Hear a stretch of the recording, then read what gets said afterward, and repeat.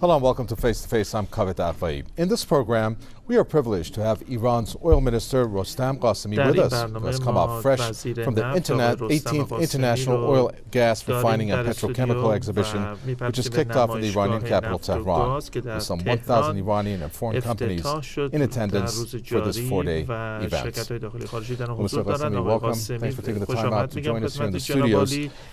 The 18th International Exhibition of Oil, Gas, Refining and Petrochemicals, obviously a big event. Tell us about that and how that is going. In the name of God, the All-Merciful, the All-Compassionate, I would like to express my greetings to you and all the dear viewers of the program. I wish to appreciate your colleagues for organizing this program.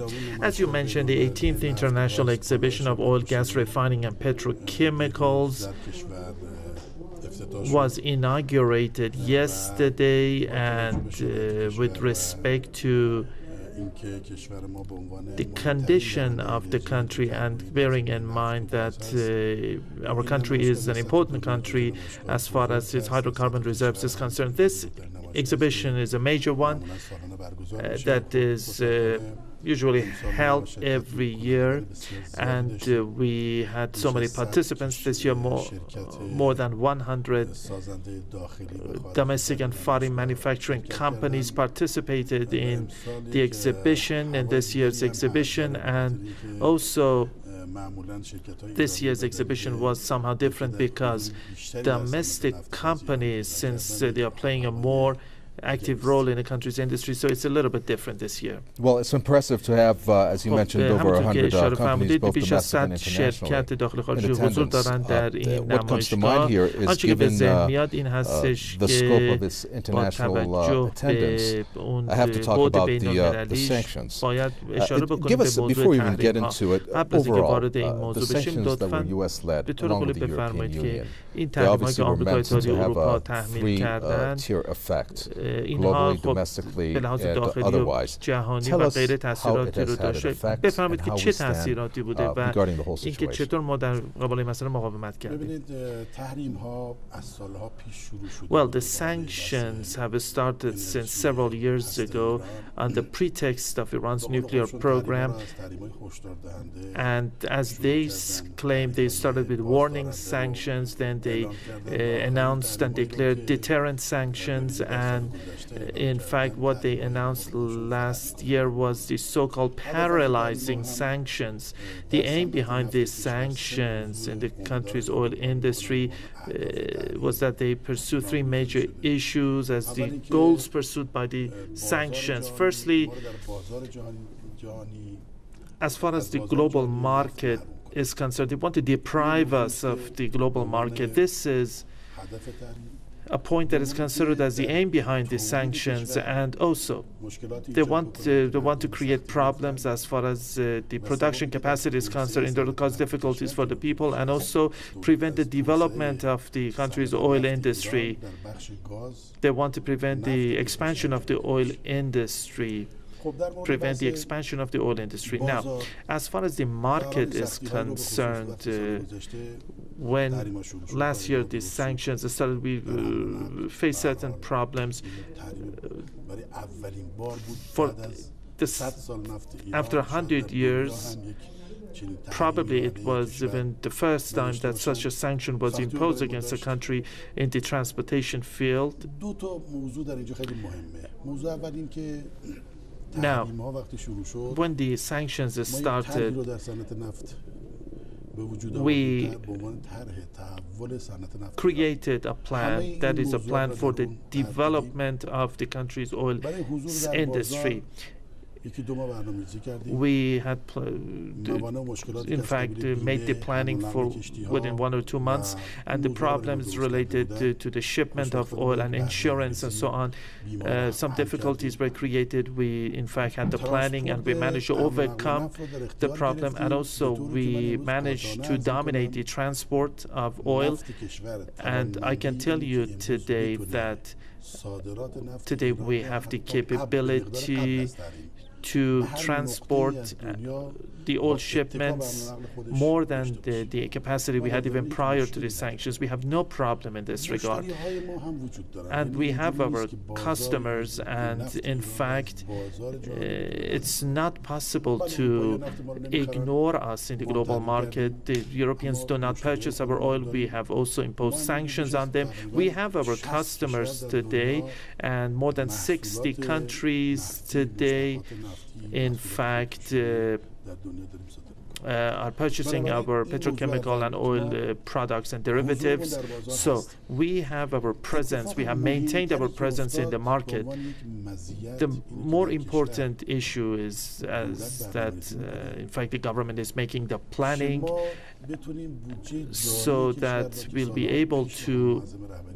Several years ago, the leader of the Islamic Revolution had emphasized this point, and in fact, the government had started taking actions by creating the National Development Fund.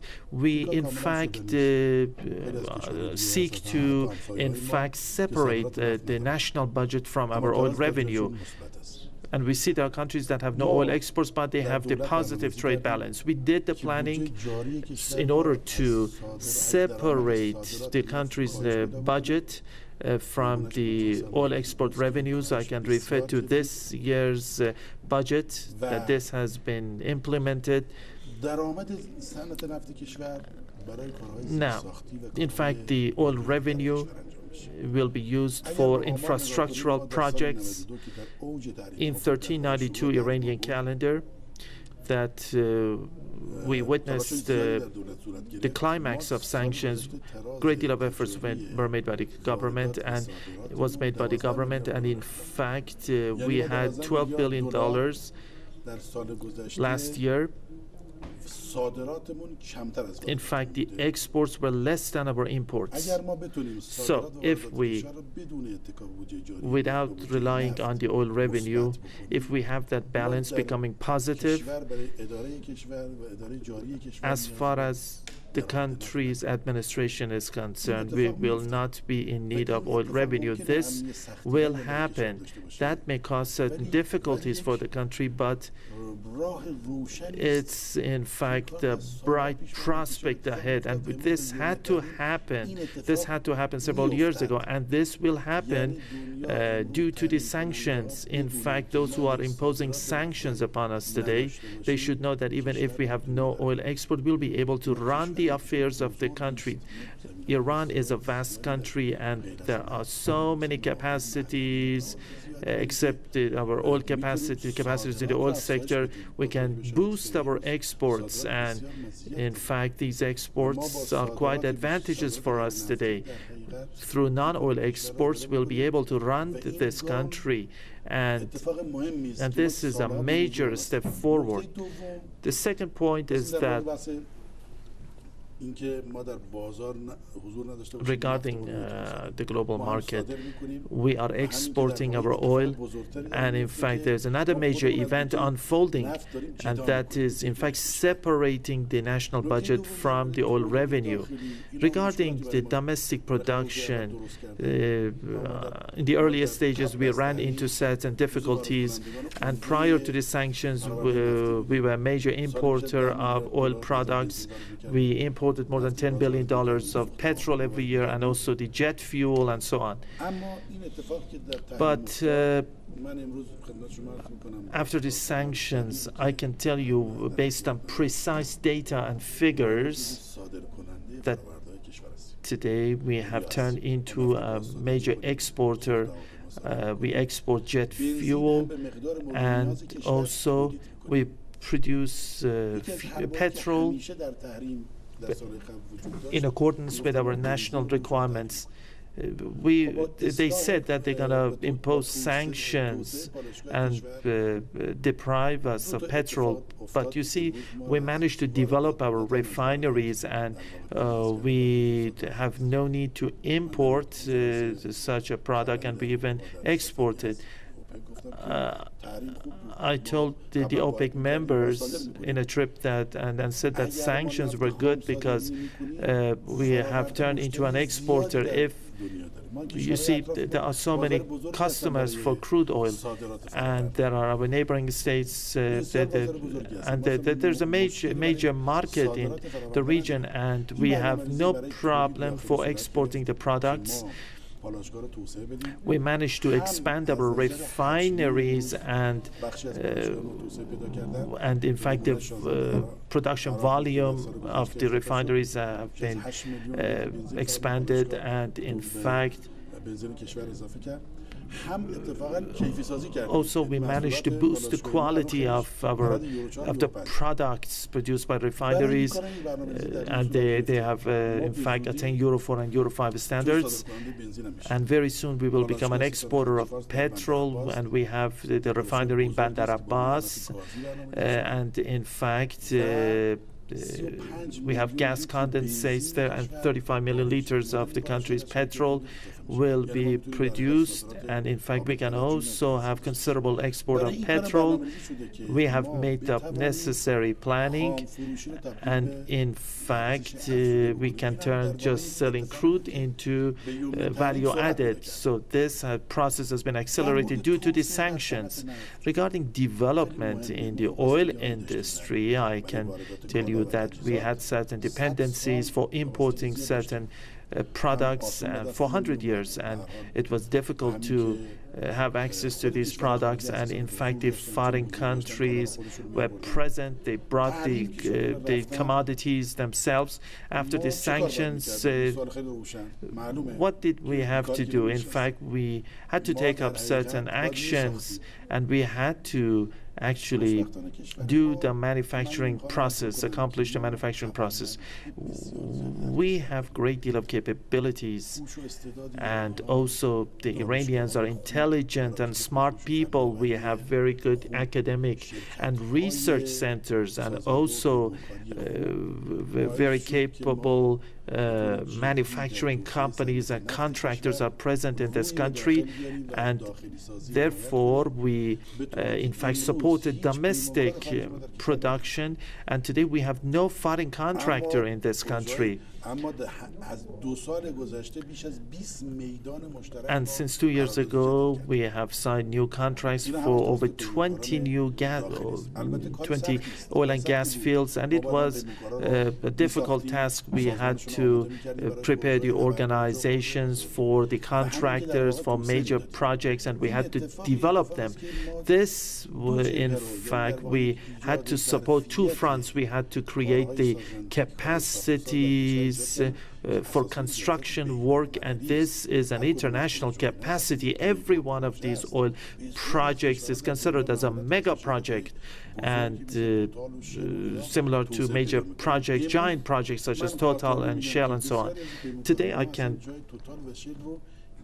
tell you with certainty that many of these contractors have totally replaced Total and Shell, and I wish we had the time to put on display their performance in South Pars gas field to see what we have done there. So as far as development is concerned, we are moving in the direction so that even we have made the planning even for the commodities that we import.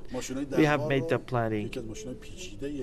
For example, one of the complicated machines that are used in the oil sector, we know when these machines will be locally produced, and in fact we have made preparations for the research centers, and we have set the date when that particular machine will be produced, manufactured domestically. So there's precise planning in order to just become totally independent, and at that time the oil industry will be fully nationalized, and that it will be in the very near future. Well, that's very good news. And just quickly, so I can make sure that we're understanding this in layman terms, this sanction, which was led by the U.S., helped the domestic domestically for example, technically Iran to be able to expand their indigenous capabilities, whether it's through equipment or what have you, in order for them, as you said, to use Iranian contractors as opposed to having foreign contractors come and extract oil, etc. Now, what's interesting is that this is not what obviously the West wants to hear. And you talked about in the region, there's a country like Saudi Arabia who has said that they're ready to make up for any shortfall in world oil supply, for example. What do you have as a reaction to that? I mean, do they really have the capacity to actually compensate for any shortcomings that perhaps Iran oil might have on the world market at this point? Speaking of oil consumption capacity in the world, despite the fact that in certain countries there has not been sufficient economic growth, the predictable economic growth, we have the rising trend of energy consumption. We have newly emerging economies such as countries membering BRICS, and in fact they have a huge population of the world, and they are in need of development. Now, in order to make progress for the development, they are in need of secure and safe energy flow. We have energy security in this country. We have no dependency on any other country. In fact, we make the decision ourselves. So the issue of energy security is of great significance, and this is a point that is part of the component in the energy development equations today. Some of the countries, in order to compensate for the exports by certain countries that are facing problems, such as Libya, you see Saudi Arabia, for example, is having the maximum production capacity. If they want to increase that, there is need for more investment and more time is needed. It seems that it is not possible to have it today. And of course, Iran's oil, today, from what I understand, is better. It's said to be sweeter, and therefore I assume that that also puts Iran's oil a step above in terms of the quality. Is that correct?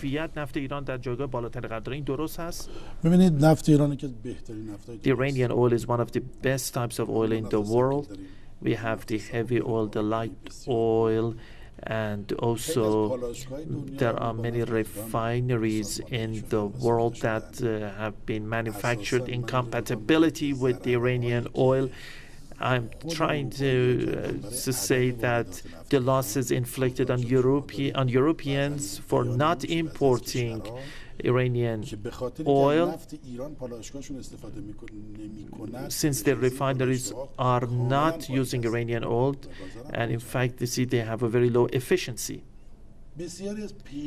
Many of the contractors that worked in Iran, 100 European contractors, they have referred to the EU and said that we were selling commodities to Iran and we are facing difficulties. This is very important, and in fact, they have sustained a great deal of losses, even though they have caused certain difficulties and have increased our costs, but they have also sustained great losses. You talked about the achievements here, and I'm looking at other areas such as gas, such as Iran, an announcement that was made to export LNG in the near future.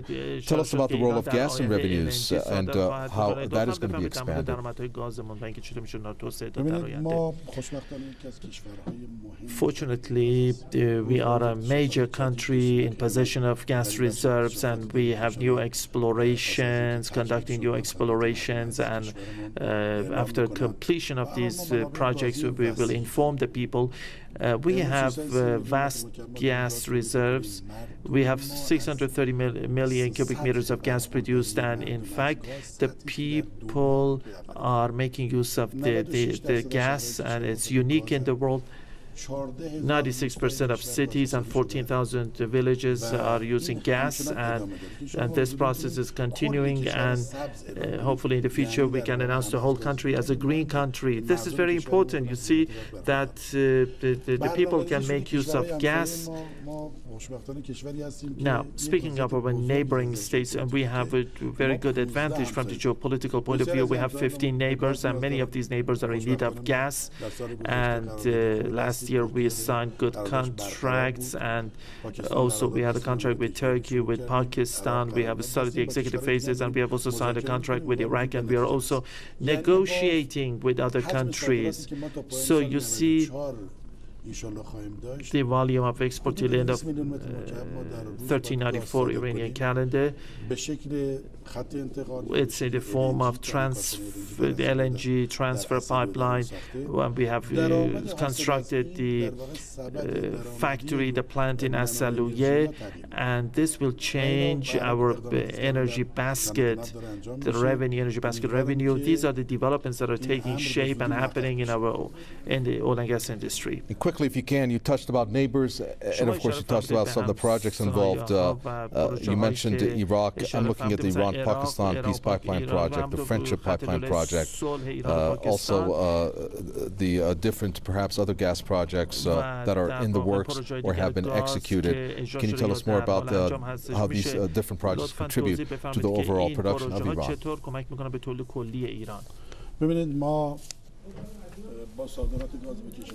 By exporting gas to neighboring countries, we have good revenue. If we are able to export 200 million cubic meters to neighboring states, we will have an additional $20 billion revenue. And such a revenue will be a permanent one. Now, we have established contacts with neighboring states. We have helped them, the people, in order to have the people of the region enjoy the gas and make use of gas. And from the political and economic point of view, this is a new development happening. And in fact, its value is not less than the economic value. So this is we have the Asaluye pipeline that is been extended towards Baghdad, and in the next 2 or 3 months we will have the gas transfer to Baghdad. It will continue towards Lebanon and Syria, and also will be later extended to Europe. We are just executing the construction phases for the pipeline inside Pakistan, and we are also negotiating with the Indian side and the other countries, and as soon as the contract is finalized, we will declare them. The gas revenue on the one hand will also bring about other advantages for us. So from the political and social point of view, it's an advantage for our country as far as our contacts. Obviously, I have lots more to cover with you. Unfortunately, time will not allow that. The success of this 18th International Exhibition of Oil, Gas, Refining, and Petrochemicals is obvious with the number of countries involved. But I want to thank you very much, Mr. Qasemi, for attending this interview on our face-to-face program. That's Rustam Qasemi, Iran's oil minister, talking to us here in the studios in face-to-face. Thanks so much for watching this face-to-face program. You can log out to our website to get more on this on a repeat broadcast. From Kaveh Taqwi and the entire team in the capital, Tehran, it's goodbye.